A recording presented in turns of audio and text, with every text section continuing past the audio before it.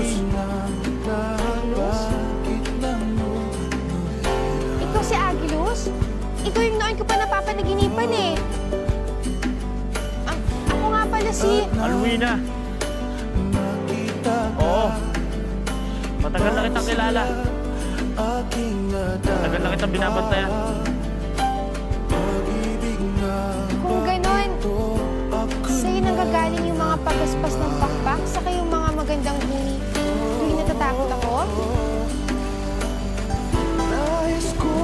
Pwede ba kita lapitan? Huwag! Huwag ka lalapit! Huwag ka matakot! Nakakatakot ba yung tura ko? Hindi! Hindi ako pwede magpakita sa'yo. Hindi na rin ako dapat nakipag-usap sa'yo. Bakit naman hindi? Agnes, marami akong gusto malaman. Agnes, marami akong tanong na alam ko ikaw lang makakasagot eh. Wala nang pagkabata ako. Walang makapagpaliwanag sa akin kung bakit ko ganito eh. Sabi ni Inay, pinaglitaw ako si Ibon.